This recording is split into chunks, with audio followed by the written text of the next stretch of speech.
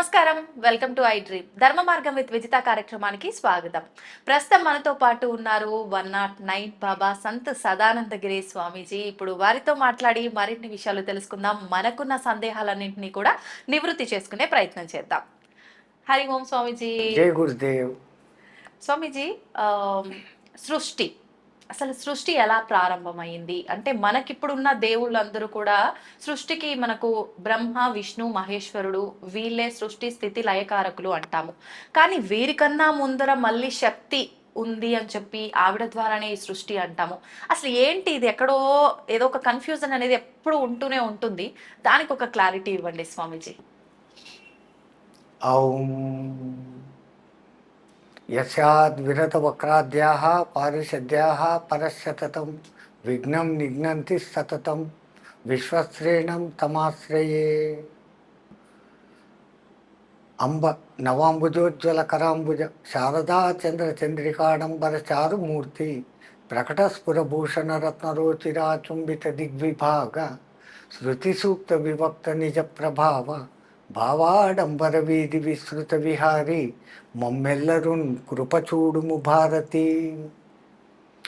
జ్ఞానానందమయం దేవం నిర్మల స్ఫటికాకృతిం ఆధారం సర్వ విద్యానాం శ్రీ హయగ్రీవ గురుం ఉపాస్మహే. ఔంకార పంజరసుఖీం ఉపనిషదుద్యానవనకేలికలకంఠీం ఆగమన విపిన మయూరీం అంతర్విభావయే గౌరీ. మా గురుదేవులైనటువంటి మహంత హిమాలయ గిరిజీ మహారాజ్ వారి పాదపద్మంలోని మనసులో స్మరించుకొని ఐ డ్రీమ్ టీవీ వీక్షకులందరికీ శుభములు సదా కలగాలని ఆకాంక్షిస్తూ మాత అడిగిన ప్రశ్న, ఈ సృష్టి ఎలా మొదలైంది? మనకందరికీ సాధారణంగా బ్రహ్మ సృష్టి చేస్తాడు, విష్ణువు ప్రొటెక్ట్ చేస్తాడు, శివుడు లయం చేస్తాడు అని మనం అనుకుంటే ఇంగ్లీష్ వాళ్ళు ఆ ముగ్గురిని కలిపి గాడ్ అని పిలుచుకుంటున్నారు. జనరైజేషన్, ఆర్గనైజేషన్, డిస్ట్రక్షన్, జిఓడి డాగ్ అని. సో ఏదో ఒక రూపులో మన వెనకలో ఒకళ్ళు ఉన్నారు అనేది మానవ సనాతన ధర్మంలో ఒక పాయింట్గా ఉంది. కానీ మన సనాతన భారతీయ ధర్మం ఏం చెప్తుందంటే నిరాకార బ్రహ్మం ఎప్పటికీ నిత్యంగా ఉండేది. నిత్యము కానిదంతా మార్పు చెందుతూ ఉంటుంది. జగత్తు అంటారు, జన్మించి గతించేది అన్న అర్థం, ఆ అర్థంలో వస్తుంది. సో ఈ జగత్తు పుట్టుకలు జరిగిపోతానే ఉంటాయి, మళ్ళీ వస్తానే ఉంటాయి. అదే బ్రహ్మ చేసే పని. మరి బ్రహ్మని ఎవడు పుట్టించాడు అనే పాయింట్ వస్తుంది. అక్కడ వచ్చినప్పుడు మనం చెప్పే ఈ నిరాకార పరబ్రహ్మం నిత్యం సత్యం ఏదైతే ఉందో అది. సత్యము భూతము అనే రెండు పదాలు వాడతాం. భూతం అన్నా సత్యమే, సత్యం అన్నా సత్యమే. మరి సత్యం వద్ద సత్యం బ్రూయాత్, శుభం బ్రూయాత్ రెండు మాటలు అంటాం. ఎందుకంటే వ్యావహారిక నిజం ఒకటి, నిత్యము మారని నిజం ఒకటి.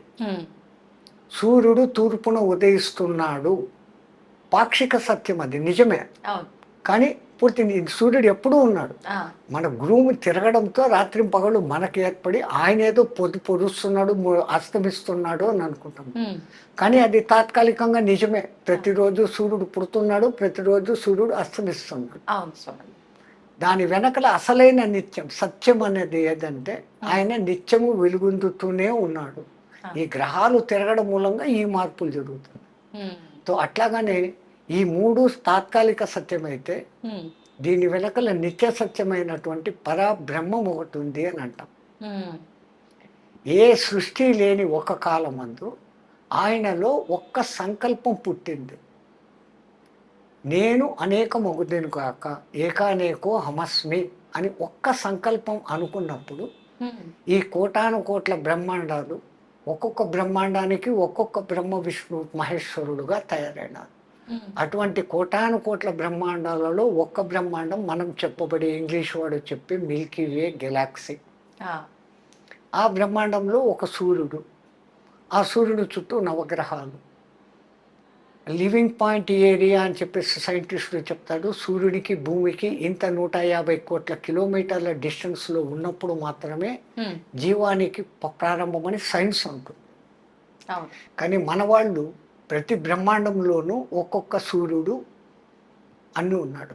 అంటే దేవతలు, దేవుళ్ళు కూడా ఒక్కొక్క బ్రహ్మాండానికి ఒక్కొక్కరు. మనం ఎలా అయితే జన్మలు తీసుకుంటామో వాళ్ళు అలా అవతారాలు మళ్ళీ మళ్ళీ. సేమ్ అక్కడ స్వర్గలోకాలు, ఇంద్రలోకాలు, వరుణలోకాలు, అన్ని లోకాలు, అన్ని అన్ని అన్ని అన్ని అన్ని యాజ్ ఇట్ ఈస్. ఓహ్! ఇక్కడ ఇప్పుడు మనమిద్దరు ఇక్కడ ఎట్లా ఇంటర్వ్యూ అవును. తీసుకుంటున్నామో ఇంకో లోకంలో కూడా అక్కడే ఉన్నాం. ఇప్పుడు స్వామీజీ మనకు యుగాంతం వచ్చి ఒక యుగం అంతమైపోయి ఇంకో యుగంలోకి వెళ్తామంటారు. అప్పుడు కంప్లీట్‌గా ఇప్పుడున్నదంతా పోయి కొత్తగా ఇంకొకటి వస్తుంది అనేనా? యుగాంతములలో వచ్చేది తాత్కాలిక ప్రళయము అంటారు. మొత్తం మన సృష్టి అంతా. పూర్వీకులు హ్మ్. కాలాన్ని ఎంత దూరం తీసుకెళ్లారు, కాలాన్ని ఎంత సూక్ష్మ విభజన చేసినారో అర్థం చేసుకుంటే, హ్మ్. కాలము అనేది ఎప్పుడు పుట్టింది, హ్మ్. కాలము నిరంతర ప్రవాహం. మనమేదో భూతకాలము, వర్తమాన కాలము, భవిష్యత్తు కాలము అని అనుకుంటున్నాం ఒక లెక్క కోసం. అవును. ఇప్పుడు ఈ మాట్లాడినంత లోపల ఇంకేం మాట్లాడాలని ఆలోచించే భవిష్యత్తు ఉంది. అవును. ఇప్పుడు మాట్లాడుతున్న వర్తమానం మాట్లాడి ఫినిష్ అయిపోయిన వెంటనే అది భూతకాలంలోకి పోయింది. అవును. అంటే నిరంతరం ఫ్రాక్షన్ ఆఫ్ సెకండ్ అని ఇంగ్లీష్ వాడు ఏదో చెప్తాను. అవును. అవును. సెకండులో 1000వ భాగాన్ని వాడు కనిపెట్టాడు ఈ మధ్య. హ్మ్. నేను ఇంత సూక్ష్మానికి పోయినాను కాలానికి అంటాడు. ఆ! మన వేదంలో మాత్రా కాలం అని ఒక లెక్క చెప్తారు. హ్మ్. మాత్రా కాలం అంటే కుసుమ కోమల పత్రేషు తీక్షణ సూబ్జబ్జాం షేదయేత్ మాత్రం తన్మాత్ర మాత్రా కాలహ అంటారు. ఆ! అంటే కోమలమైన ఒక పుష్పపు రేకుకు సూదిని గుచ్చేదానికి, సూది ప్రవేశానికి పట్టే కాలాన్ని మాత్రా కాలము అన్నారు. ఈ ఆధునిక సైంటిస్టు కంప్యూటర్లో దాన్ని లెక్కలు వేస్తే సెకండులో 16,000వ భాగం. ఆ! అందుకే ఒకే నక్షత్రంలో ఒకే పాదంలో పుట్టిన మానవుల్లో కూడా తేడాలు వస్తున్నాయంటే గ్రహస్థితులు మారుతూ ఉన్నాయి. ఆ! రాముడు పుట్టిన నక్షత్రంలోనే ఎంతోమంది అదే పుడుతున్నారు. అవును. మరి అందరూ రాముడు కావడం లేదు అంటే ఈ మాత్రా కాలంలో వచ్చే మార్పు. హ్మ్. అక్కడ అంత సూక్ష్మంగా మొదలుపెట్టి ఆ నిమేషాలు అని అదని ఇదని లెక్కలు చెప్పుకుంటూ గడియలు విగడియలు అని చెప్పుకుంటూ అన్నిటినీ రెండు రెండు చేస్తూ వచ్చారు. ఎందుకు అంటే అర్ధనారీశ్వర తత్వం అనేది ఉంటేనే సృష్టి జరుగుతుంది అని చెప్పడంతో హ్మ్. దినము రాత్రి 7 రోజులు కలిస్తే వారం, 2 వారాలు కలిస్తే పక్షం, 2 పక్షాలు కలిస్తే నెల, 2 నెలలు కలిస్తే ఒక ఋతువు, హ్మ్. 3 ఋతువులు కలిస్తే 2 ఆయనాలు, ఆయనం ఉత్తరాయణం సంవత్సరం. ఓహ్! ఆ తర్వాత పుష్కరం 12, హ్మ్. ఆ తర్వాత షష్ఠి, ఇంపార్టెంట్ డేట్స్ చెప్పుకుంటూ పోయారు. ఆ తర్వాత సహస్ర చంద్ర దర్శనం 80, ఆ! ద్విషష్ఠి 120 ఏళ్ళు పూర్ణాయుధార్థం. హ్మ్. ఇట్లా మన వాళ్ళు చెప్పుకుంటూ ఈ సంవత్సరాలు 4,32,000 అయితే దాన్ని ఒక కలియుగ ప్రమాణంగా చెప్పారు. ఓకే. కలియుగం దాంట్లో కూడా మళ్ళీ సంఖ్యాశాస్త్రం 4, 3, 2 కలిపితే 9. హ్మ్. ఈ కలియుగానికి రెండింతలు ఆ! 8,64,000 సంవత్సరాలు. అది ద్వాపరయుగం. అవును. ఈ కలియుగానికి మూడింతలు ఆ! 12,96,000 సంవత్సరాలు. హ్మ్.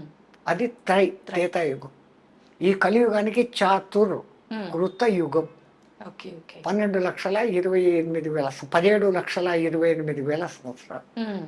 ఈ 4 యుగాలను కలిపి ఒక్క మహాయుగం అంటారు. ఆ!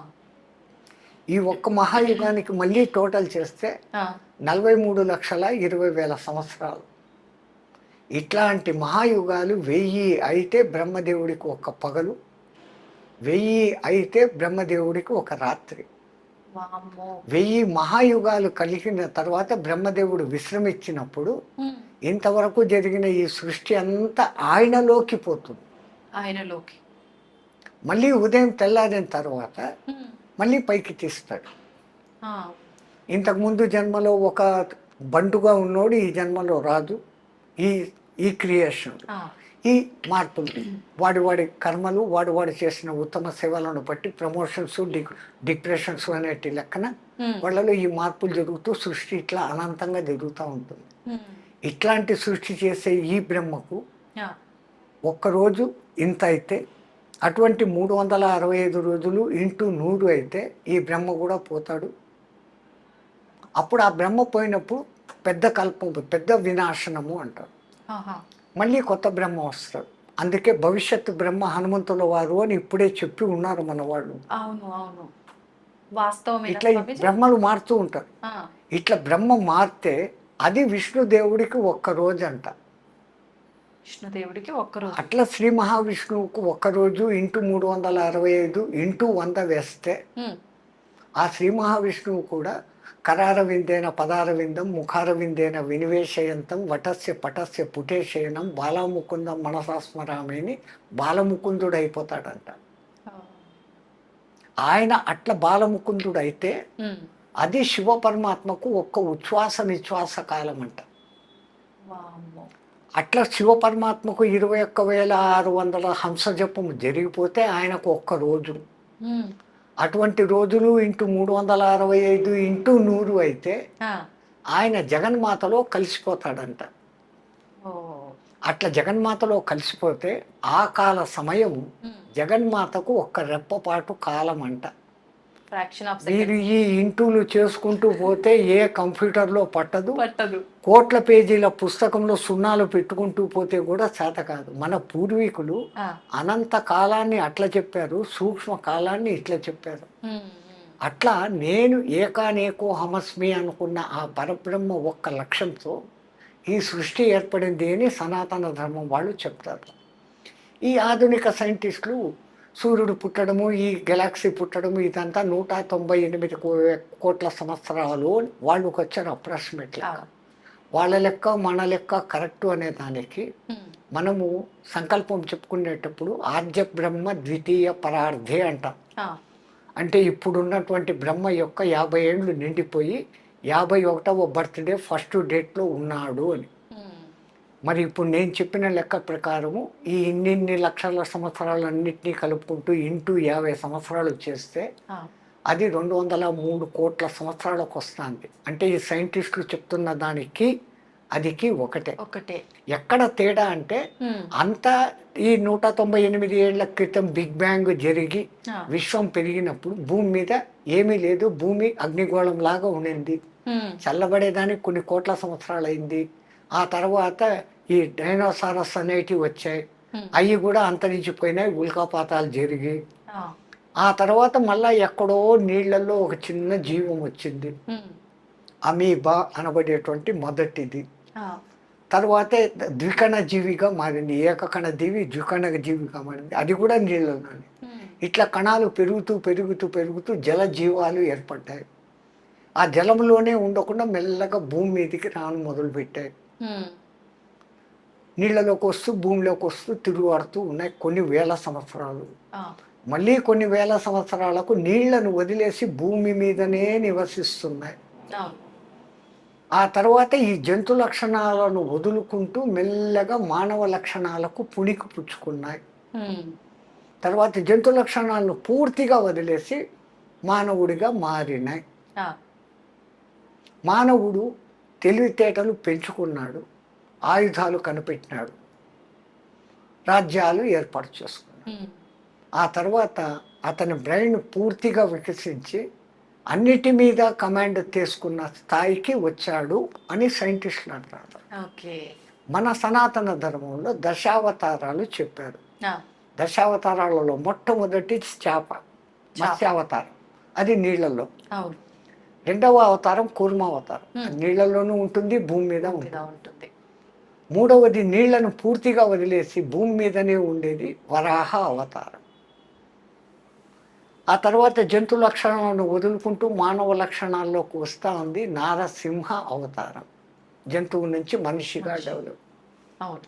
జంతు లక్షణాలు అన్నీ వదిలేసింది ఆ, సూక్ష్మ మానవుడు వామనుడు. అవును. ఈ వామనుడు మెల్లమెల్లగా డెవలప్ అవుతూ ఆయుధాలు కనిపెట్టినాడు, పరశురామ అవతారం. రాజ్యాలు ఏర్పరచుకున్నాడు, రామ అవతారం. ఉమ్, పూర్ణ మానవుడిగా మారినాడు, శ్రీకృష్ణ పరమాత్మ. నవ దశావతారాలకు దీనికి ఇంచుమించు అన్నీ దగ్గరే. ఉమ్, వాళ్ళ దృక్కోణం వేరే, మన దృక్కోణం వేరే. ఆ, దృష్టి మారుతుంది కానీ సృష్టిలో మార్పు లేదు. లేదు. ఆ సృష్టి ఇట్లే జరుగుతూ ఉంటుంది, నాశనం అవుతూ ఉంటుంది, పుడుతూ ఉంటుంది అని మనం అంటాం. అవును. ఇది అప్పుడు పుట్టింది ఎప్పుడు పోతుందో అని వీళ్ళు లెక్కలేసి సూర్యుడు ఇంకా కొన్ని కోట్ల సంవత్సరాలకు పోతాడు, బిగ్ స్టార్ అదేమో అయిపోతాడు, పోతుంది అయిపోతుంది అంటాడు.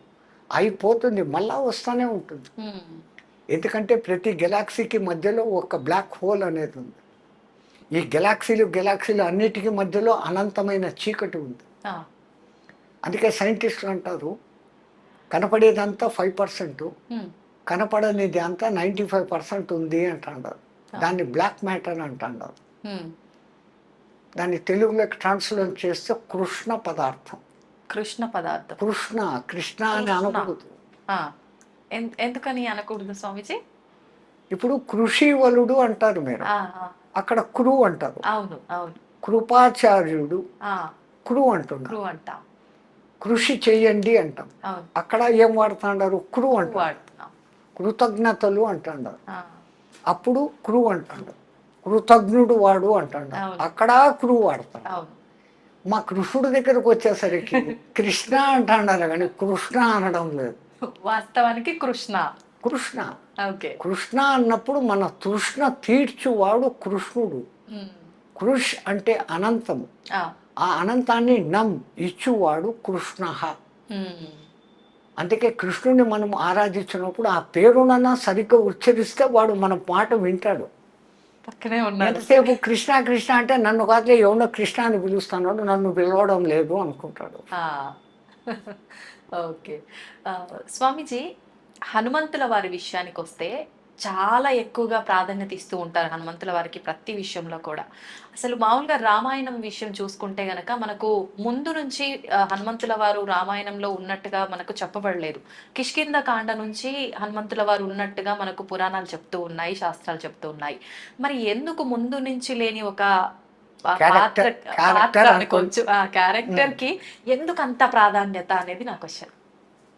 ఇది చెప్పాలంటే రామనామ మహిమ ముందు చెప్తే హనుమంతుల వారి గురించి తర్వాత చెప్పుకోవచ్చు. అలాగే 4-5 కథలు వస్తే తప్ప హనుమత్ తత్వం అర్థం కాదు. మొట్టమొదట తెలియాల్సింది రామతత్వం. రామ అనే 2 అక్షరాలు ఎందుకు అంత ఫేమస్ అయింది? ఔంకారం లేని మంత్రము పనికిరాదు అంటారు.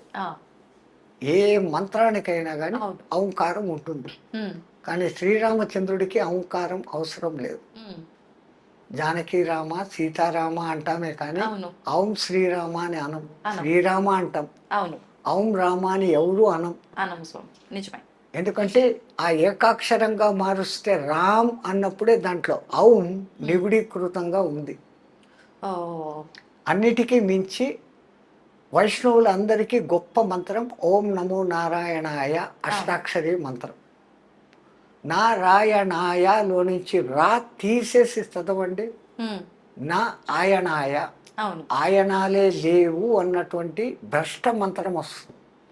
ఆ మంత్రం చచ్చిపోతుంది. అష్టాక్షరి గొప్ప మంత్రం. ఆ మంత్రంలో ఈ రా అనేది ప్రాణాక్షరం. ఓం నమో నారాయణాయ, నా ఆయనాయ, ఆయనాలే లేవు, విరుద్ధార్థం వచ్చేస్తుంది. ఆ అష్టాక్షరిలో రా ప్రాణాక్షరం, 2వ అక్షరం. దానికి ఉన్న ఆ ప్రాధాన్యత పోయింది ఒక్క అక్షరం తీసేయటం వల్ల. అష్టాక్షరి నాశనం అయిపోయింది. అవును అవును. అట్లాగనే నమ శివాయ, నా మా 2వ అక్షరం నమ శివాయ. అట్లా పంచాక్షరి చదివిన పుణ్యము, ఇట్లా అష్టాక్షరి చదివిన పుణ్యము రావాలని వశిష్ఠ మహర్షి ఆలోచించి రామ అని పెట్టినాడు. అందుకే ఆ రాముడు ఎంత మనలో రమమైపోయినాడు అంటే ఆత్మారాముడు అని పిలుస్తాం. ఆత్మ గోవిందుడు అనం, ఆత్మ దుర్గా అనం, ఆత్మ వెంకటేశ్వరుడు అనం, ఆత్మ శివుడు అనం, ఆత్మ రాముడు అంటాం. ఆకలిగా ఉన్నవాడికి ఒక్కడికి అన్నం పెడితే తినేసి నా కడుపు చల్లగా చూసాను, నా ఆత్మారాముడు చల్లబడిచావయ్యా అంటాడే కానీ ఇంకోటి అన్నాడు. అంతగా మన జీవితాలలో మమైకమైంది. కారణం ఏంటంటే ఆ రామ అనే 2 అక్షరాలను విడిచిపెట్టి ఏకాక్షరంగా పలికిన రామ్ అని పలికిన అది అగ్ని బీజాక్షరం. మన షట్చక్రాలలో మణిపూరక చక్రము మన సెంటర్లో ఉంది. మూలాధారం, ఆ. స్వాధిష్టానం, మూడవది ఇది. ఉమ్. అది అగ్నితత్వం. ఉమ్. ఆ అగ్ని ఉండబట్టే మనం ఇట్లున్నాం. అవును. ఆ అగ్నిని కంట్రోల్ చేసేదానికి ఇడా పింగళ అనే సూర్యనాడులు, చంద్రనాడులు మన సమశీతోష్ణ స్థితిని పెడతా ఉంటే మనం ఉన్నాం. ఆ అగ్ని ఎక్కువైనా, టెంపరేచర్ ఎక్కువైతే జై శ్రీరాం, ఆ అగ్ని తక్కువైనా లో టెంపరేచర్ అయితే జై శ్రీరాం. అంతే. ఇన్నిన్ని అర్థాలు పెట్టి ఆ రామమంత్రం పెడితే ఉమ్. రోమ రోమములో దాన్ని నింపుకున్నవాడు హనుమంతుడు. ఉమ్. ఈ రామ్ రామ్ అని చదువుతుంటే ఆయన బ్రెయిన్లోని 10,000 కోట్ల న్యూరాన్సే కాకుండా అవును. శరీరంలోని కణ కణము రామనామాంకితం అయిపోయింది. అందుకని రాముడి కన్నా, రామ బాణం కన్నా రామనామం గొప్పదని నిరూపించిన మహానుభావుడు హనుమంతుడు. హనుమంతుడు. ఇంకా ఇంకా చెప్పాలా అంటే విష్ణుమూర్తికి తెలివి ఎక్కువ. ఆ. బ్రహ్మదేవుడు ఎట్లాంటి వరాలు ఇచ్చినా కానీ ఆ వరాలలో ఉన్న లూపు హోల్ను కనిపెట్టి బ్రహ్మవరాలు దెబ్బ తినకుండానే ఆ రాక్షసుని చంపుతూ ఉంటాడు ఆయన. ఉమ్. తెలివి అంత తెలివి. అందుకే జిష్ణు అంటారు. జిష్ణు. ఆయన నామావళిలో ఉమ్. విష్ణు అన్న పేరు వస్తుంది, జిష్ణు అన్న పేరు వస్తుంది. ఆ. అంటే హయ్యెస్ట్ ఇంటెలిజెంట్, తెలివి పరుడు, జ్ఞాని అని అర్థం. ఆహా. అటువంటి ఆయనకు మరి రాక్షస సంహారం చేసేటప్పుడు ఉమ్. శివశక్తి అవసరమవుతుంది. ఉమ్. శివుడికి జ్ఞానం లేదు అనలేం, ఆ. కానీ బలము అత్యంత గొప్ప బలం. ఉమ్. ఎక్కడ అతి శక్తివంతమైన రావణాసురుని లాంటి వాడిని చంపాలా అంటే ఉమ్. శివశక్తి తోడ్పడాలి. అంజనాదేవి హనుమంతుని తల్లి తపస్సు చేసింది శివుని గురించి. ఉమ్. శివుడు ప్రత్యక్షమయ్యాడు. అమ్మ నీకేం వరం కావాలో కోరుకోను, నీ అంశతో నాకు కొడుకు కావాలా, నీ తేజస్సుతో నాకు కొడుకు కావాలా అని. అంటే ఆయన అన్నాడు, నా తేజస్సును పార్వతీదేవే భరించలేక గంగానదిలో వదిలిపెట్టేస్తే ఉమ్. కొన్ని ఏండ్లు ప్రవాహంలో పోయి శరవణాలకు తగిలి 6 ముక్కలై చల్లబడితే ఆ. శరవణభవుడు అనే సుబ్రహ్మణ్యుడుగా వచ్చాడు. నా తేజస్సును పార్వతే భరించలేదు, మానవ కాంత, అందున నువ్వు వానర కాంత, నువ్వు నా శక్తి ఎక్కడ భరిస్తావు, నేను ఇవ్వను ఈ వరం అంటాడు. ఇస్తే ఈ వరం, లేకుంటే పోను. ఆయన పైకి వెళ్ళిపోతాడు. ఉమ్. అక్కడ ఆలోచిస్తాడు, జగత్సర్వం దైవాధీనం, తద్దైవం మంత్రాధీనం, తద్మంత్రం సాధకాధీనం, ఉమ్. తస్మిన్ కార్యనేవ సాధక సర్వోత్కృష్ట. దేవుడి కన్నా సాధకుడు గొప్పోడు. రమ్మంటే వాడు రావాలి, ఉమ్. మంత్రానికి కట్టుబడి. జగత్తంతా ఆయన కంట్రోల్లో ఉంటే అవును. ఆయన ఎవరి కంట్రోల్లో ఉన్నాడంటే మంత్రం కంట్రోల్లో ఉంటాడు. ఆ మంత్రం ఎవరి కంట్రోల్లో ఉండంటే సాధన చేసేవాడి కంట్రోల్లో ఉంది. ఇప్పుడు ఎవడు గొప్ప? తో ఆయన అక్కడ పోయి ఆలోచించి, మరి నేను వరం ఇచ్చి తీరాల, అవును. నా శక్తిని ఆమెకి ఇస్తా, భరిస్తుందో చస్తుందో నాకు సంబంధం లేదు. అగ్నిదేవుణ్ణి రమ్మంటాడు. ఆయన వచ్చి, ఇప్పుడు నేను నాకు కొంచెం తేజస్సును నీ చేతికి ఇస్తాను, ఉమ్. తీసుకెళ్ళి అంజనాదేవికి ఇచ్చేయి అంటాడు. తీసుకుంటాడు ఆయన. కైలాసం దాటేంత వరకు అగ్నిదేవుడికి ఏం కాలే. ఆ. కైలాసం దాటి కాలు బయట పెట్టగానే ఆ. అగ్నిదేవుడే మండిపోను మొదలు పెట్టాడు ఆ శివ తేజస్సు. ఓ.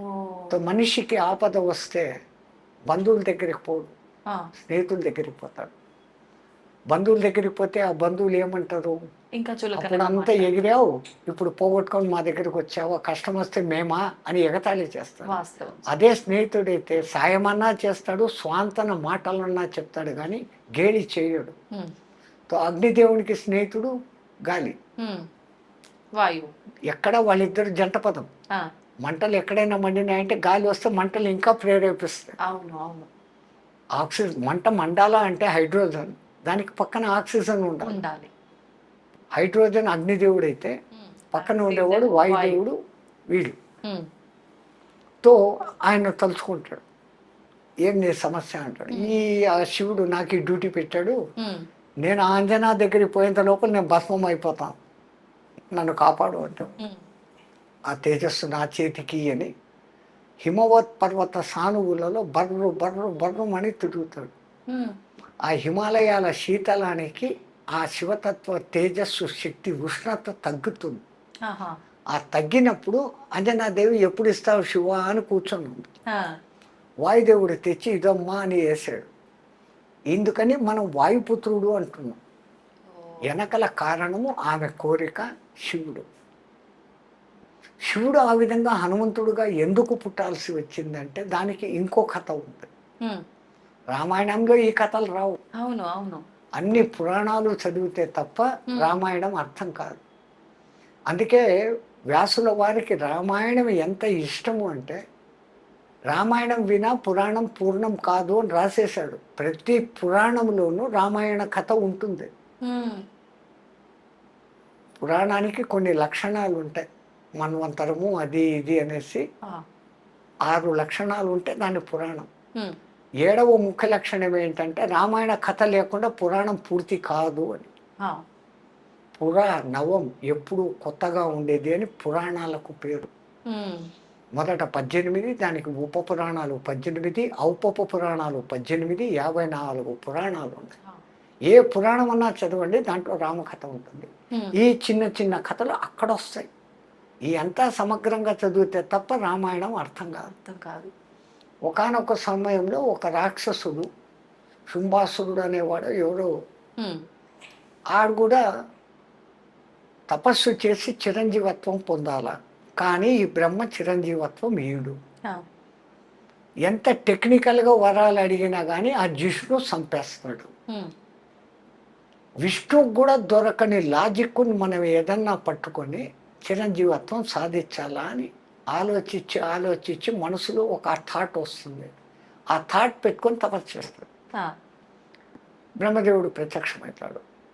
ఒక వారం తర్వాత వారం అడుగుతాను అంటాడు. ఉమ్, ఈ వారంలో మళ్ళీ ఆలోచిస్తాడు.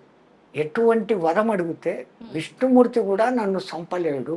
ఆ, వారం రోజులు బాగా ఆలోచిస్తాడు. బ్రహ్మ వచ్చేస్తాడు. ఈ వారం అయిపోయింది, ఏం వారం కాదు.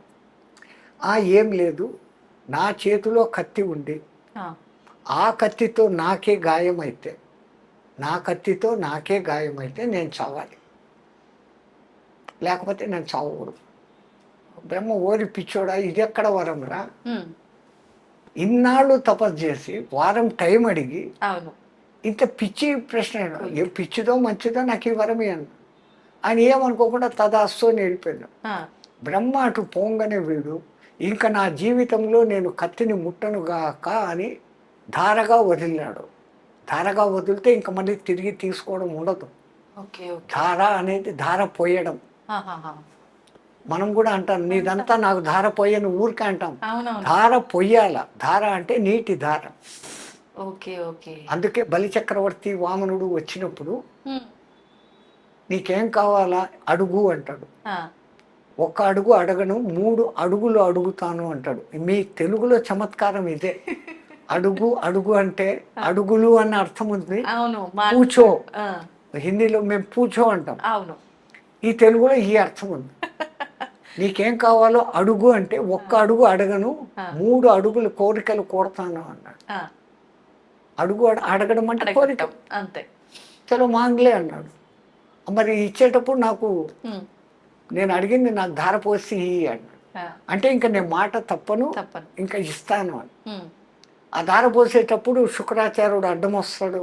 ఆ, వచ్చినోడు విష్ణు నిన్ను నాశనం చేసేదానికి వచ్చినాడంటే, అంతటి విష్ణు చెయ్యి కింద నా చెయ్యి పైన ఉంటే ఇంకేం కావాలా అనేసి ఆయన్ను కూడా కాదని చెప్పి ధారాపాతంగా నేను నీకు ఇస్తాను, నువ్వు అడిగిన 3 అడుగులు ఇస్తాను అంటాడు. ఉమ్, అనగానే ఈయన ఒక్క అడుగుతో నీ రాజ్యం అంతా కావాలా అంటాడు. ఆ, 2వ అడుగుతో నువ్వు సంపాదించుకున్న పుణ్యలోకాలు అన్నీ కావాలా అంటాడు. పైలోకాలు. పైలోకి. అయిపోయింది. ఇంకా 3వ అడుగు ఇంకెక్కడ అడగాలి? ఆ, నా తల మీద పెట్టు అంటే రసాతలానికి ఆయన్ను ఉచ్చస్థానానికి పంపుతాడు. నీచస్థానం కాదు అది. ఉమ్, అతల వితల సుతల తలాతల రసాతల మహాతలాలు స్వర్గము కన్నా అద్భుతమైన వైభోగాలతో ఉంటాయి. ఓ, అక్కడ బలిని పంపించేసి బలికి ద్వారపాలకుడుగా విష్ణుమూర్తి ఉంటాడు. విష్ణువే ధార బాగా పోయడంలో ఇంత అర్థాలు ఉన్నాయి. ఆ, ఈడేమో ఇక్కడ ఈ ధార పోసాడు. ఇంకా లేని అల్లకొల్లాలు ఈవినికి ఎన్ని శక్తులు వచ్చేసినాయంటే దేవతలకు మించిన శక్తులు. ఏది అనుకుంటే సంకల్పంతో ఆయుధాలు చేతికి వచ్చేసి శక్తి వచ్చేసింది. ఉమ్, ఇంకా ఈయన జయించడం చేతకాడం లే. ఇంద్రుడు అల్లాడుతూ వచ్చాడు. త్రిపురాసులను చంపగలిగినావు నువ్వు, నువ్వే సరైనవి, వాడి మీదకి యుద్ధానికి పోవాలి. ఈయన పోయాడు. వాడు ఇంకా ఏమిది, వాడు కత్తి మట్టుకు పట్టుకోడు, ఇంకా ఏమి శూలం అంటే శూలం, పాశుపతాస్త్రం అంటే ఏదైనా అన్నీ చేస్తాడు. చావుడు. శివపరమాత్మ యుద్ధం చేసి చేసి చేసి అలసిపోయి రిటర్న్ వచ్చేస్తాడు. దేవతలంతా మీటింగ్ పెట్టుకున్నాడు. అరే బ్రహ్మ, నువ్వు ఏం వరం ఇచ్చినావురా? ఏం లేదు, వాడి చేతితో కత్తి ఉండాలంట, వాడికి దెబ్బ తగలాలంట, వాడు చావాలంట. ఓ సింతేనా, మనం కత్తి తీసుకొని పోయి యుద్ధం చేస్తామని మళ్ళీ పోయినాడు. ఆయన కత్తి పట్టడం లేదు, కత్తిని అడ్డగిస్తూ ఏమేమో పడతాడు. ఈయన అలసిపోతానాడే తప్ప వాడు కత్తి పట్టడం. తను ఓడిపోయి మళ్ళీ వచ్చాడు. మళ్ళా మీటింగ్ పెట్టుకున్నప్పుడు విష్ణుమూర్తి దీర్ఘంగా ఆలోచిస్తా అన్నాడు. ఏమయ్యా అంటే, మరి ఇంకా ఈ జిష్ణువే కాపాడాలమ్మా అంటే, ఈ జిష్ణు చేత కూడా కాదు ఇది. వాడు ఎవడో ఇంతకుముందు ఒకటి అడిగాడు, నేలలో కాదు, భూమి మీద కాదు, ఆకాశంలో కాదు, ఇంట్లో కాదు, బయట కాదు, పగలు కాదు, రాత్రి కాదు, మనుషుల చేత కాదు, జంతువుల చేత కాదు, దేవతల చేత కాదు, ఆయుధాల చేత కాదు. అట్లాంటి వాడినన్నా చంపాడు వీడు. వీడు కత్తి పట్టడు అనేసి దార పోసుకున్నాడు. ఇంక వీడి చేత కత్తి పట్టించేది ఎట్లా, వీడు చచ్చేదట్లా, వీడు సావాడు. లేదు, అనంత కోటి ఉపాయాలకు శతకోటి అపాయాలు ఏమో అంటారు మీరు తెలుగులో, అదేమో చెప్తారు. శతకోటి ఉపాయాలకు అనంత కోటి అపాయ ఏమో ఉంది, అది మంచి వర్డ్. ఆ శతకోటి అపాయాలకు అనంత కోటి ఉపాయాలు, బుద్ధులు సంథింగ్ ఏదో వస్తుంది అనుకుంటే, ఏదో అట్లా ఎక్కడో ఒక్క చోట లూప్ హోల్ ఉంటుంది అని ఈయన అంటున్నాడు. ఏం లూప్ హోలు, వాడు కట్టే పట్టుకోడు, ఇంకెక్కడ లూప్ హోలు అని ఈయన. నువ్వు సంపలేవు అని ఆయన, ఎవడైనా జాతస్య మరణం ధ్రువం సంపుతాను అని ఈయన.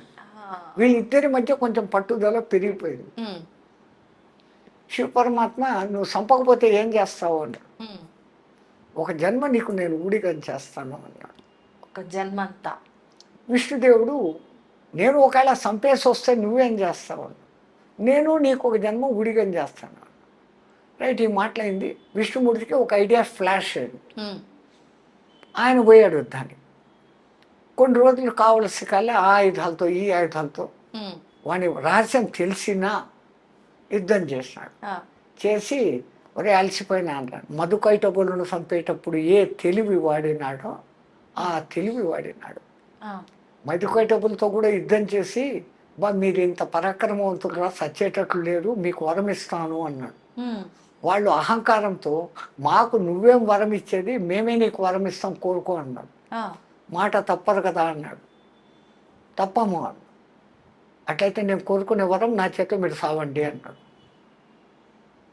వాళ్ళు అదే ఇరుక్కున్నామే అని అక్కడ కూడా తప్పించుకునేదానికి నీళ్లు లేని చోట మమ్మల్ని సంపు అన్నాడు. అప్పుడంతా జలార్ణవం.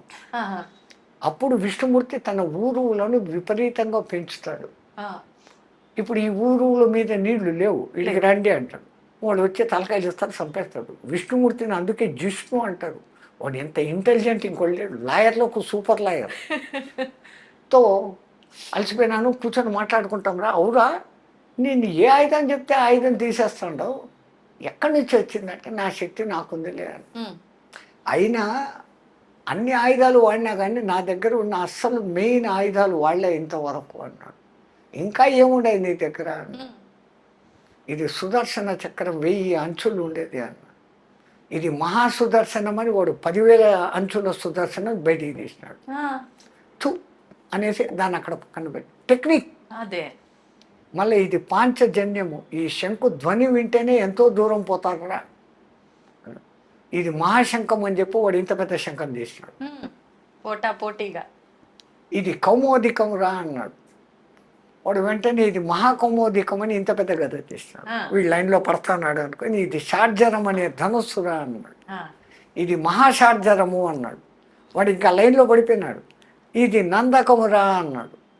అనగానే చూడు ఇది మహానందకం అనేది వాడు పెద్ద కత్తి పట్టుకుంది. ఈ కత్తి ఇట్లా పట్టుకోగానే విష్ణుమూర్తి ఇక్కడ వచ్చి ఎగిరాడు. చిన్న ఘాటు పడింది. వాని చేతిలో కత్తి, వానికి చిన్న ఘాటు, చచ్చాడు. అందరూ విష్ణుమూర్తికి జై అంటే శివపరమాత్మ నవ్వుకుంటూ కూర్చోండి. వీళ్ళకు భవిష్యత్తు తెలుసు, ఇదంతా జరిగే నాటకం. అంతే. ఆ విష్ణుమూర్తి వచ్చి ఏమయ్యా నేను చంపాను మరి ఏం చేస్తావు అని. ఆ! నువ్వు రామావతారం ఎత్తు, నేను హనుమంతుడే వస్తాను అని. ఓ. అంజన కోరుకోవడం, అక్కడ రావడం, ఇక్కడ ఇది ఆ యుద్ధము, ఎన్నిటి మూల కారణంగా ఆంజనేయ స్వామి మనకు వచ్చాడు. అందుకే పంచముఖ ఆంజనేయ స్వామిని చూపించేటప్పుడు విష్ణు శక్తులన్నీ దాంట్లో ఉంటాయి. 5 ముఖాల్లో ఏది మొదటిది, భూమిని పైకెత్తాలంటే ఎంత శక్తి కావాలా? వరాహ శక్తి, ఒక ముఖం ఆంజనేయుడు. రెండవది హిరణ్యకశిపుడు లాంటి రాక్షసుని చంపాలా అంటే నృసింహ శక్తి, రెండవ ముఖం. హయగ్రీవుడు లాంటి రాక్షసుని హయగ్రీవుడు లాగానే చంపాలా కాబట్టి అక్కడ అమ్మవారి నాటకమే. ఆ హయగ్రీవుడు అనే రాక్షసుడు వాడు ఎట్లాంటి వరం అడిగినాడంటే కేవలం సేమ్ నాలాగా ఉండేవాడి చేతిలోనే నేను చావాలి. వాడి తలకాయ గుర్రం ముఖం, హయగ్రీవుడు. హయం అంటే గుర్రం, గ్రీవం అంటే మేడ, హయగ్రీవం. మరి ఇంకో హయగ్రీవం ఏడుంది? అందరూ ఓడిపోయినారు. విష్ణుమూర్తి కూడా యుద్ధం చేసి అలసిపోయి బాణం కింద తల పెట్టుకొని అలసిపోయి పడుకున్నాడు. ఆయన పడుకున్నాడు, నిద్రపోతున్నాడు. యుద్ధం చేసి చంపుతాడు అంటే నిద్రపోతున్నాడు, నిద్ర లేపాల. ఆయన నిద్ర లేపితే కోపగించుకుంటాడేమో. తెలివిగా లేపుతాము అని బ్రహ్మదేవుని పిలిచి వాడిని ఎట్లా ఒకట్లా లేపు, ఆయన విల్లు పట్టుకుని ఉన్నాడు కదా, ఆ నారిని కట్ చేస్తే విల్లు ఇట్లా ఉంటుంది. నారి ఉన్నప్పుడు బెండ్ బలంగా ఉండి ఉంటుంది. ఆ విల్లు తెంపేస్తే ఇట్లా ఉంటుంది కదా, ఆయనకు మెలకు వస్తుంది. మళ్ళీ యుద్ధం చేస్తాడు. బ్రహ్మదేవ ఆ విల్లుని కొరికే అంట, నారిని కొరికే అంట. అంటే అంతవరకు బ్రహ్మ సృష్టించని ఉమ్రీ పురుగులు అనబడేటువంటి చెదలను పుట్టిస్తాడు. ఆ చెదలకు చెప్తాడు పోయి నారిని కట్ చేయండి. ఆయన్ను కట్ చేస్తే మాకేం లాభము అని యజ్ఞంలో మీకు కూడా భాగం ఇస్తాము అన్నాడు. ఆ మాట విని అయిపోయినాయి. ఇప్పుడు కూడా సాంప్రదాయంగా యజ్ఞం జరిగిన తర్వాత, యజ్ఞం పూర్తయిన 2వ రోజు లోపల తవ్వితే కింద మీకు ఆ చెద పురుగులు కనపడతాయి. ఆ పరుగులు కనపడినాయి అంటే మీ యజ్ఞం సక్రమంగా చేసినట్టు. యజ్ఞం అంటే మామూలు విషయం కాదమ్మా. సుక్కు శువాల శుద్ధి, భూశుద్ధి, వాస్తు శుద్ధి, ఇటుకల శుద్ధి, ఆ హోమద్రవ్యాల శుద్ధి, ఇన్ని చేస్తే యజ్ఞం. అది హోమము యజ్ఞము మధ్య తేడా ఏంటి స్వామి? పేర్లు అదే. యజ్ఞం అంటే పలానా పేరు మీదే ఈ యజ్ఞం చేస్తున్నానని సంకల్పించుకొని ఇన్ని రోజుల వరకు చేసేది యజ్ఞం. హోమం అంటే నిత్యాగ్ని హోమం. బ్రాహ్మణుల ఇంట్లో 3 అగ్నులు ఎప్పుడు పెట్టుకొని ఉంటారు కదా, గ్రాహపత్యము, ఆవహనీయము, అగ్ని అనేది 3 అగ్నులు ఉంటాయి. అది ఆ సిస్టమ్. ఇప్పుడు మళ్ళా సబ్జెక్ట్ మంది ఎక్కడో డివియేట్ అవుతుంది. పురాణాల కథలు సామాన్యంగా ఉండవు. మనం పంచముఖ హనుమంతుడి హయగ్రీవుడు అది కొట్టంగానే ఎంత జోరుగా ఈ నారి కొడుతుందంటే విష్ణుదేవుని తలకాయ ఎగిరిపోతుంది. ఒరెవరే లేపుతాం అనుకుంటే తలకాయ పోయింది, ఎత్తకండా కనిపిస్తాము అనుకుంటారు, దొరకదు. అప్పుడు అందరూ జగన్మాతను ప్రార్థిస్తే ఫలానా చోట గుర్రం ఆ ముఖం పట్టుకొని ఉంది, దాన్ని కట్ చేసి పెట్టండి అంటారు. ఆ గుర్రం తలకాయ తీసుకొని వచ్చి పెడతారు. అంటే ఇప్పుడు టెక్నాలజీ చేయి తీసి చేయి పెట్టినట్లు దేవతలకు ఏం తెలుసు అంటే తలకాయలు తీసి తలకాయలు పెట్టే టెక్నిక్ గణపతి దగ్గర నుంచి, హయగ్రీవుడి దగ్గర నుంచి అనేకం ఉంది. వేదాల్లో అనేక చోట ఈ అశ్విని దేవతలు అనే దేవతల వైద్యులు యుద్ధరంగంలో కాళ్ళు చేతులు తెగిపోయిన వాళ్ళకు ఇనుప కాళ్ళు ఇనుప చేతులు వేసినట్లుగా రాసి ఉన్నారు. ఆపరేషన్స్లో మన వాళ్ళు అంత ఎక్స్పర్ట్స్. వాళ్ళు ఎట్లా చేసినారో ఆపరేషన్స్ ఉన్నాయా స్వామిజీ? ఖచ్చితంగా. కానీ ఆ టెక్నాలజీ ఎటువంటిది అనేది మనకు తెలియదు. మూర్ఖులు అడుగుతారు, ఏనుగు తల ఇంత ఉంటుంది, మనిషి మెడ ఇంత ఉంటుంది, ఎట్లా కలిపినారు అని అంటారు. మొన్న ఎవడో ఒక సైంటిస్టు ఒక తలను తీసి ఇంకో మనిషి తలను పెట్టాలా అని ప్రయోగం చేస్తున్నాడు అని పేపర్లో పడింది. అది సక్సెస్ అయిందో లేదో తెలియదు. వాళ్ళ టెక్నాలజీ వేరే, మన టెక్నాలజీ అంతా టెస్ట్ ట్యూబ్ బేబీల వరకే వచ్చింది. అంతే. జైగోటుగా ఇక్కడ తయారు చేసి దాన్ని మళ్ళీ తల్లి గర్భంలోనే పెడుతున్నారు. కానీ తల్లి గర్భం అవసరం లేకుండా కౌరవులు ఆయిల కుండలలో పుట్టించారు. దశరథుడు చనిపోతే భరతుడు వచ్చేంత వరకు శవం పాడు కాకుండా తైల భాండంలో పెట్టి రక్షించినారు అని రాసి ఉంది. శవాన్ని ఎన్ని రోజులైనా భద్రపరిచే టెక్నాలజీలు వాళ్ళ దగ్గర ఉన్నాయి. ఇప్పుడేమో ఐస్ బాక్సులు, మీకు మిషన్లు కనపడుతున్నాయి. వాళ్ళ టెక్నిక్లు వేరే. వాళ్ళు అంటే మెదడు బుర్రకు పని మళ్ళీ ఇప్పుడు ఎప్పుడైతే హయగ్రీవ తల వచ్చిందో వాడి కోరిక ప్రకారం నాలాంటి వాడి చేతిలో సవాలని చచ్చాడు. అంటే విష్ణుమూర్తికి అక్కడ ఆ హయగ్రీవ తల వచ్చేదానికి అమ్మవారి అనుగ్రహము, శివశక్తి. అందుకే ఆ పంచముఖ ఆంజనేయ స్వామిలో హయగ్రీవ ముఖం. ఆ తర్వాత రామచంద్రుల వారి కార్యం నిర్వర్తించేదానికి హనుమత్ ముఖం 4. అఖిలాండ బ్రహ్మాండాలను తన కడుపులో పెట్టుకున్న శ్రీ మహావిష్ణువును మోసి తీసుకొని పోవాలంటే గరుత్మంతుడు ఎంత బలంగా ఉండాలా? ఆ శివశక్తి లేకపోతే ఈయన నడవలేడు. అది గరుడ అవతారం. అట్లా ఆ పంచముఖ ఆంజనేయ స్వామి, ఆ రామనామ శక్తి శివశక్తి. అందుకే హనుమతే రుద్రాత్మకాయ హూంఫట్, రుద్రుని ఆత్మను కాయముగా ధరించిన ఓ హనుమంతుడా నా సర్వారిష్టాలను దూరం చెయ్యి అనేసి ఆయన మంత్రాలలో ఒక పేరు. అట్లాగనే ఆయనకు సుందరుడు అని అసలైన పేరు. అంజనాదేవి ఆయనకు పెట్టిన పేరు సుందరుడు. ఆయనకున్న అనేక పేర్లలో కృష్ణ అనే పేరు కూడా ఉంది. కృష్ణ అనేది 3, 4 మాత్రమే ఉంది, 5 మందికి మాత్రమే ఉంది. 5 కృష్ణులు ఉన్నారా? మహాభారత యుద్ధంలో భగవద్గీత జరిగినప్పుడు ఒకసారి ఒక డిబేట్లో ఎక్కడో నాకు గీత అంత తెలుసు, నాకే గీత ఇంత తెలుసు, అది ఇది అనేసి ఆ ఇంగ్లీష్లో చదివిన వాళ్ళు అంటారు. గీతను బాగా అబ్జర్వ్ చేస్తున్నారు. ఆ భారతం అంతా చదివినారంటే భారతం మొత్తం చదివాను నేను, గీత మొత్తం చదివాను. మళ్ళీ అట్లయితే భగవద్గీతలో ఎంతమంది కృష్ణులు ఉన్నారు? నువ్వెక్కడ పిచ్చోడివయ్యా, చెప్పిన కృష్ణుడు ఒకడే కదా. మళ్ళీ విన్న అర్జునుడు కూడా కృష్ణుడే. అర్జున పల్గొన పాడత కిరీటి బీభత్సుడు విజయ కృష్ణ సవ్యచాచి ధనుంజయ అని ఆయనకు కూడా 10 పేర్లు. సర్వ ఉత్కృష్ట ఆకృష్ట రూపం ఇది కృష్ణం. క్రూ క్రూ క్రూ అన్నప్పుడే ఇది వస్తుంది, క్రీ క్రీ అన్నప్పుడు రాదు. సర్వ ఉత్కృష్ట ఆకృష్ట రూపం కృష్ణం. అర్జునుడు కూడా అంత సుందరుడు కాబట్టి ఒక్క ద్రౌపదమ్మను కాకుండా ఎంతో మందిని, విద్యుల్లేఖమాలిని, ప్రమీలను, సుభద్రను, ఇంతమంది. కృష్ణుని తర్వాత ఎక్కువ భార్యలు ఉండేవాడు ఈయనే.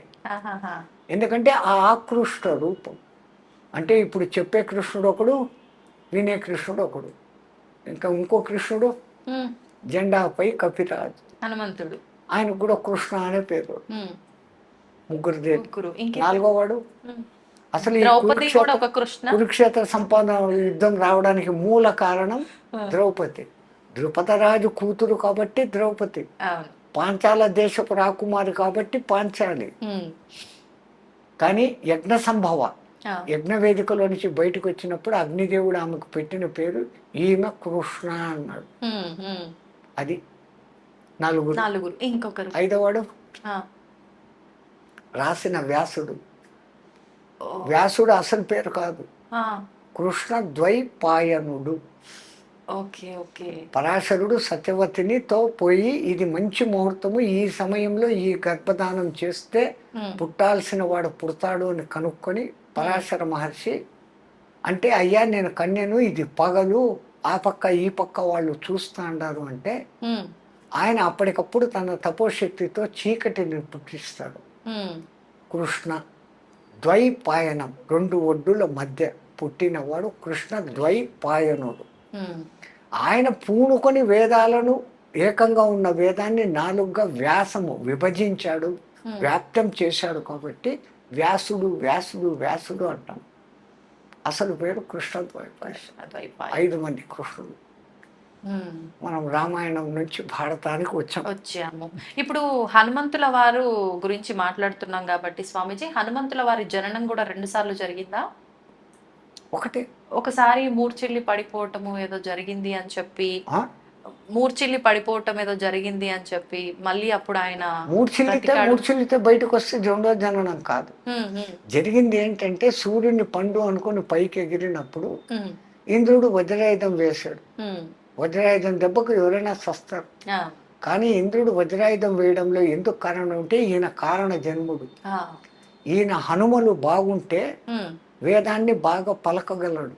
భవిష్యత్తులో ఈడు సూర్యుని దగ్గర విద్య నేర్చుకోవాలి. ఆ, వేద మంత్రాలు చదవాలంటే హనుమలు బాగుండాలి. హనుమలు అంటే దవడలు. దవడలు. ఈ దవడలు బాగుండాలంటే దానికి ఆ పలుకు రావాలి. ఉమ్, ఉమ్, ఆ పలుకు వచ్చేదానికి ఆ దవడలు బలిష్టమయ్యేదానికి కొట్టాడు ఆయన. ఆ, దానికి ఆయన మూర్ఛిల్లి కింద పడిపోయాడు. ఒక విధంగా అందరూ చచ్చిపోయినారు అనుకున్నాడు. అవును, అవును. గాలిదేవుడు కొంచెం బాధపడ్డాడు. ఉమ్, నా మూలంగా వచ్చిన శివశక్తి ఇట్ట పడిపోయింది, ఉమ్, నేను వీచను అంటే గాలి ఒక్క క్షణం వీచకపోతే జయశ్రీరామ్. అంతే. అప్పుడు ఒక్కొక్క దేవత ఒక్కొక్క వరం ఇస్తూ ఉమ్, వీడిని నా బ్రహ్మాస్త్రం కూడా ఏమి చేయదు అని బ్రహ్మ, నా మారుణాస్త్రం ఏం చేయదని ఆయన, ఉమ్, నా యమపాశం పనిచేయదని ఈయన, ఇట్లాంటి వరాలన్నీ ఇస్తున్నారు. ఉమ్, ఆ గాయం మూలంగా దవడలు ఉబ్బడంతో ఆయన ముఖము కొంచెం ఇదే అయింది. ఆహా, రెండవది వానరులు అంటే కోతులు కావు, ఉమ్, వాళ్ళమున్న నరులు. అంటే తోక ఉన్న. నరులు ఆ, 32 వెనుపూసలు 33 వెనుపూసలు ఉన్న మనమే ఈ యోగంతో కుండలిని యోగంతో జ్ఞానులం అవుతా ఉంటే వాళ్లకు తోకలో 32 ఇంకా ఎక్స్ట్రా ఉండేటివి. 64 చతుషష్ఠి, ఉమ్, 66 ఆ వెన్నుపూసలతో వాళ్ళు ఎంత శక్తిమంతులుగా ఉంటారు. అది ఒక జాతి ఒక కాలంలో ఉండేది, రామాయణ కాలం. ఉమ్, ఆ జాతి అంతరించింది. ఉమ్, కోతులు అని మనం అనుకుంటాం. అనుకుంటా. అవును. మరి కోతి, కోతుల కోతి నుంచి వచ్చి చేష్టలు ఉంటే హనుమంతుడు ఆ రాజ్యం ఏంటే ఇప్పుడు అన్ని కోతులు ఉన్నాయి, ఇన్ని రకాల కోతులు ఉన్నాయి, ఒకటి ఇంతవరకు మారలేదు. అవును, ఆ కోతుల నుంచి మనిషి వచ్చినాడు అంటున్నారు. ఆ, మరి కోతులుగానే ఉన్నాయి. అవును. అవన్నీ మారి మనుషులుగా అవ్వాలిగా మరి, నిజంగానే మీరు అన్నట్టు. పోనీ ఇంత కాలంలో ఏ చింపాంజీను ఆ, ఏ గొరిల్లాను కొద్దిగా మార్పులు అయ్యి మనిషిలాగా కావడం లేదే. లేదు. స్వామీజీ, శివుడి గురించి ఇందాక మీరు కైలాసం దాటిన తర్వాత అగ్నిదేవుడు దాటని వరకు ఏమవ్వలేదు, దాటిన తర్వాతే మార్పు జరిగింది అన్నారు కదా. అంటే నిజంగా శివుడు కైలాసంలో ఉంటాడా? కైలాసం అనేది నిజంగా ఉందా? ఇప్పుడు మన కళ్ళకు కనపడేటివి గ్రహ నక్షత్ర తారాల వరకే. ఉమ్, స్వర్గలోకము, ఇంద్రలోకము, వరుణలోకము, వాయులోకము, ఇవన్నీ లోకాలు ఉన్నాయి. ఆ, ఒక్కొక్క దేవతకు ఒక్కొక్క లోకము. యక్షలోకము, కిన్నరలోకము, కింపురుషలోకము, సిద్ధలోకము, సాధ్యలోకము, చానూరలోకము, ఇన్ని రకాల లోకాలు ఉన్నాయి. ఉమ్, అవి ఏంటి అంటే ఒక మానవుడు మామూలు స్థాయి నుంచి సాధన బాగా చేస్తే మానవ గంధర్వ పొజిషన్లోకి వస్తాడు. అంటే మంచి సంగీతకారులు, మీ ఆంధ్రాలో ఘంటసాల, మా హిందీలో మహమ్మద్ రఫీ, మన్నాడే, ఇట్లాంటి వాళ్ళు మానవ గంధర్వులు. ఆ, ఇంకా ఉత్కృష్ట స్థానానికి పోతే గంధర్వులు అనే గంధర్వ లోకంలోకి చేరతారు. ఓ, ఇంకా శక్తులు సంపాదించుకుంటే యక్షలోకానికి పోతారు. ఉమ్, కిన్నెర, కింపురుష లోకాలు, సిద్ధ సాధ్య చాణూర గణాలు అనే లోకాలు. అంటే ఈ మానవులలో సాధనా శక్తి పెరిగే కొద్దీ వచ్చే లోకాలు. ఉమ్, ఇవన్నీ అయిపోతే ఇంకా పూర్ణత పోస్తే దేవతలు, ఏది అడిగినా ఇచ్చేదానికి సిద్ధంగా ఉండేవాళ్ళు అనబడే దేవతలు. ఉమ్, కానీ వీళ్ళందరికీ కూడా ఆయు ప్రమాణాలు ఉన్నాయి. ఆ, నిరంతరము ఉండేది ఆ పరబ్రహ్మం ఒకటి తప్ప ఇవన్నీ మారిపోతానే ఉంటాయి. ఉమ్, అంతటి వాడు కాబట్టే హనుమంతుల వారు ఉమ్, సంజీవని పర్వతాన్ని తీసుకొని వచ్చి లక్ష్మణుని బతికిచ్చారు. సీతమ్మ ఉంది అన్న శుభవార్త చెప్పి రాముడిని బతికిచ్చారు. అవును. ఇంతటి గొప్పది ఉన్నా ఆయన దగ్గర వినయత ఉంది. ఉమ్, రామ పట్టాభిషేకం జరిగినప్పుడు జాంబవంతుడు అంటాడు, ఈరోజు ఈ నయనానందకరమైన దృశ్యం చూస్తున్నామంటే హనుమాన్ నువ్వే కారణం. ఉమ్, శతయోజన విస్తీర్ణ సాగరాన్ని దాటావు, ఇచ్చేసావు అంటే అబ్బాయి నా గొప్పతనం ఏం లేదండి. మరి నువ్వు లేదంటావు, ఎట్లా దాటావు నువ్వు 1000 యోజనాలంటే? రాములు వారు ఉంగరం ఇచ్చారు కదా, ఆ శక్తితో పోయినాను. మళ్ళీ రిటర్న్ ఎట్లా వచ్చినావురా? అమ్మవారు చూడమని ఇచ్చినారు కదా, ఆ శక్తితో వచ్చినారు. నాది ఏమీ లేదు. మనమైతే ఎంత అహంకరిస్తాము. ఇంత ఉంటే అంత చేసి చెప్పు. రాముడి దగ్గరికి రాగానే నేను ఎగిరి ఆడిపోయినా, లంకిని అడ్డం వచ్చింది, దారిలో మైనాకుడు అడ్డం వచ్చినాడు, డామ్ డూమ్ ఇన్ని కథలు చెప్పాను. అవునవును. లంక అంతా కాల్చేసిన. రావణుడి కొడుకు అక్షకుమారుని చంపిన యా. ఇన్ని చెప్తాడు. అవును. ఆయన రాగానే రాముడు అక్కడ కనపడంగానే ఉమ్. కనుగొంటిని జానకి మాత అశోక వనంబున్నాను. ఉమ్. ఆయనకు ఆ శుభవార్త చేర్చాలా అంతే. ఉమ్. ఆ సీతను చూసావారా, ఎట్లా చూసావు, ఎట్లా పోయినావు నువ్వు అంటే, అదా పోతా ఉంటే మైనాపురట్టు వచ్చింది. ఉమ్. అందుకే రామాయణం అంతా 24,000 చిన్నదైతే సుందరకాండ అనేది అంత ప్రాశస్తమైంది. ఉమ్. మా ఉత్తర భారతదేశంలోని తులసీదాసు ఆ. ఆ మహానుభావుని రామచరిత మానసం అని రాసే దాంట్లో ఈ హనుమాన్ చాలీసా రాశాడు. ఉమ్. ఎంత ప్రసిద్ధమైపోయిందంటే అంత అవును. ప్రసిద్ధమైపోయింది. ఉమ్. అంతటి వినయగుణ సంపన్నుడు. అవును. ఆయన సుందరకాండ మరి ఎందుకు ఏం చేసినా సుందరకాండ పారాయణం చెంది తప్పులు పోతాయంటే, ఆ. సుందరకాండలో ఉన్న అంతర్గత రహస్యాన్ని మనం తెలుసుకోవాలి. ఉమ్. బాహ్యానికి సుందరకాండ చిన్నది. అవును. హనుమంతుల వారు ఈ దిక్కు నుంచి ఎగిరారు, ఆ దిక్కు పోయారు, సీతను చూశారు, లంకలు కలిసి వెనకొచ్చారు, అయిపోయింది. అవును. తర్వాత యుద్ధకాండ. ఆ. మరి ఎందుకంత ప్రాశస్తం అంటే, ఒక సాధకుడు, ఉమ్. ఒక మానవుడు, ఇవి అన్ని కథలు అక్కడ ఉన్నాయి. ఉమ్. సీత అనబడే జీవుడు మరీచుడు అనే మాయలో పడతాయి. ఆ పేరే మరీచిక. మరీచిక అంటే ఎండమావి. సంస్కృతంలో మరీచిక అంటే ఎండమావి. ఉమ్. ఎండమావి ఏముంటుంది, ఉమ్. ఆ ఎడారుల్లో నీళ్లు ఉన్నట్లు కనపడుతుంది. ఉమ్. నీళ్ళు ఉండవుగా. అవును. ఉండవు. చూడండి రామాయణంలో ఆ పేర్లు ఎంత భద్రంగా పెట్టినారో. ఉమ్. మరీచిక అనే మారీచుడు ఆ. మాయలో సీత అనే జీవుడు పడితే ఉమ్. రాముడు అనే దేవుడికి దూరం అయిపోతాడు. ఆ. మరి దూరమైన జీవుణ్ణి మళ్ళీ రాముడితో కలపాలంటే ఒక ఉత్తమ గురువు ఉండాలి. ఆ. ఉత్తమ గురువుగా ఉండాలంటే ఉత్తమ గురువు లక్షణాలు ఉండాలి. ఉమ్.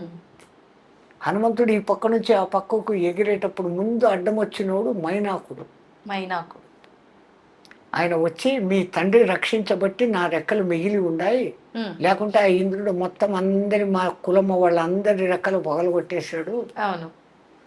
అదే రెండవది, ఉమ్. రఘువంశంలో పూర్వీకుడైనటువంటి సగరుని పేరు మీద సాగరం అని వచ్చి ఈ లోపల నేను ఉన్నాను, ఆ. రామకార్యం మీద పోతాండవు, నా ఆతిథ్యం తీసుకుని పోయి పండ్లు తిని పో అంటాడు. ఆ. నేను రామకార్యం మీద రామ బాణంలాగా పోతా ఉన్నాను, నీ ఆతిథ్యానికి థ్యాంక్స్ అన్నాడే కానీ ఉమ్. మనలాగా సాధకులకు ముందు ఆటంకము తిండి. అవును. తిండి మీద నియంత్రణ సాధించాలి ఒక సాధకుడు అనే దానికి అర్థం. ఉమ్. రెండవది, ఇంకా ముందుకు పోతూ ఉంటే తాను ఉన్నత ప్రయాణం చేస్తా అంటే లౌకికాలు మనిషిని ఎప్పుడో ఒకసారి కిందికి లాగుతూ ఉంటాయి. లాగుతాయి. అదే ఆమె సిమిక్ ఉమ్. ఛాయాగ్రాహి రాక్షసి అని అంటారు. ఓకే. అంటే మనము ఉన్నత పదంలో పోయేటప్పుడు ఇంకా కొంచెం లౌకికాలు లాగుతూ ఉంటాయి. ఉమ్. ఆ లౌకికాలను కూడా ధ్వంసం చేస్తే తప్ప నువ్వు ముందుకు పోలేవు అనే దానికి ఉమ్. ఆ సింహాన్ని చంపాడు. ఆడదేం చూడలే, అవును. సింహికని చంపేశాడు. ఆ. మళ్ళా దాటుకొని ముందుకు పోతే లంకిని అవుతుంది, సురస వస్తుంది. ఉమ్. అంటే అక్కడ మన బుద్ధిని ఎప్పుడు ఎక్కడ వాడాలి, how to do, what to do, when to do తెలుసుకొని ఉండాలి. ఉమ్. ఆమె నాకు బ్రహ్మదేవుడు వరం ఇచ్చినాడు, ఎవరు ఇక్కడ పోయినా కానీ నాలో మునిగిపోవాలా అని చెప్పింది. ఉమ్. ఆయన ఇంత అయినాడు, ఆమె ఇంత అయింది. అవును. అక్కడ సడన్గా ఇంత అయిపోయి నోట్లోకి పోయి, అమ్మ నువ్వు అన్నట్టుగా నీలో పడి వచ్చాను ఆ. అంటే ఎక్కడ తెలివి ఉపయోగించాలో, ఎక్కడ బలం ఉపయోగించాలో అక్కడ గురువుకు ఉండాల్సిన లక్షణం. ఉమ్. అది కూడా అయినాక లంకలోకి దిగినాడు, దిగిన వెంటనే లోపలికి పోలే. ఆ. టైం సెన్స్ ఎప్పుడు ప్రవేశించాల. ఉమ్. అందుకని లంకిని వచ్చేంత వరకు ఉండి లంకిని మతం అణచి ఉమ్. ఆ తర్వాత లోపలికి పోయినాడు. ఉమ్. ఇక్కడ విచిత్రం వాల్మీకి రాశాడు, ఆ. ఆయన పిల్లి అంత ఆకారం దాల్చిపోయినాడంట. పిల్లి అంత. మార్జాల మాత్రే రూపేణ అంటాడు. ఆ. పిల్లి అంత అయ్యి, పిల్లి కన్నా ఇంకా చిన్నది ఎలక, అవును. దానికన్నా దోమ, ఈగ, చీమ, ఈ రూపాలు కాకుండా పిల్లిగా ఎందుకు పోయినాడు? ఆ. ఎందుకని? మనకు మర్కట కిషోర న్యాయము, మార్జాల కిషోర న్యాయము అని ఉంటుంది. ఆ. కోతి పిల్లను ఇట్లా అంటుంది, అవును. ఆ పిల్ల అంటుకుంటుంది. ఈ కోతి ఏమో చెట్టు కొమ్మల మీద నుంచి గోడల మీద నుంచి గోడలకు ఎగురుతూ ఉంటుంది. బిడ్డ ఉందా లేదా చూసుకోదు, పట్టించుకో. నువ్వు పట్టుకో, నాకు సంబంధం లేదు అంటూ. అది అవును. మర్కట కిషోర న్యాయం. ఓకే. కానీ మార్జాల కిషోర న్యాయం, ఏ కూరలతో ఎలకను చంపేయగలిగిన శక్తి కలిగిన పిల్లి తన చిన్న కూనలను ఆ మెడ మీద పట్టుకొని గాయం కాకుండా క్షేమంగా ఇంకో చోటికి మారుస్తుంది. అవును స్వామి. సో అక్కడ ఆ బిడ్డ నేను ఫుల్ సేఫ్, నాదేం లేదు, అంతా నీదే అనే సమర్పణ భావం ఉంది. రామా నేను నీ సేవకుణ్ణి అన్నటువంటి సమయస్ఫూర్తిని చూపించేదానికి వాల్మీకి ఆ వరుడు వాడినాడు. అంటే ఇప్పుడు ఈయన పూర్ణుడు అయినాడు. అవును. ఒకటి ఆకలిని జయించాడు, రెండవది లౌకికాలను జయించాడు, తెలివి ఎప్పుడు ఎక్కడెత్త వాడాలనో వాడగలుగుతా అన్నాడు, అవును. అవును. ఏ సమయానికి ఏం పని చేయాలనే సమయ సెన్స్లో ఉన్నాడు. ఇంత అద్భుత గుణాలు కలిగి ఉన్నా కానీ పైవానికి శరణాగతిగా ఉన్నాడు.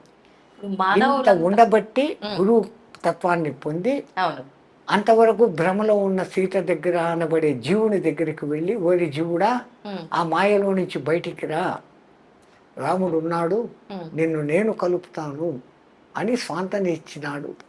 అందుకే అంటాడు సీతమ్మ వచ్చే నా ఈపు మీదకి పైకి అని. ఆమె నేను పరపురుషుని తట్టను అంటున్నాను. దానికి ముందు రావణాసురుడు నిన్ను జుట్టు తొడ పట్టుకొని తీసుకుని పోయినాడు. అప్పుడు నేను భయం విహ్వాలను, నాకేం జరుగుతుందో నాకు తెలియదు. ఇప్పుడు తెలిసి నీ మీద ఎక్కను.